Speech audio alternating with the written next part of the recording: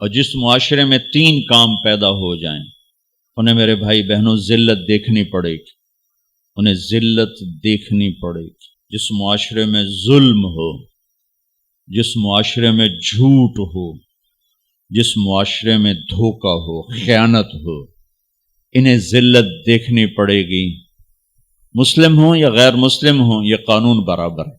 جس معاشرے میں 3 صفات ہوں، انہیں اللہ عزت دے گا، چاہے وہ اللہ کے منکر ہوں یا اللہ کو مانتے ہوں۔ جس معاشرے میں انصاف ہوگا، انصاف، عدل، جس معاشرے میں سچائی ہوگی، سچ، جس معاشرے میں دیانت ہوگی، دیانت، یہ 3 صفات والا مرد، عورت، قوم، برادری، شہر، ملک، اللہ کو مانے یا نہ مانے، اللہ انہیں عزت دے گا۔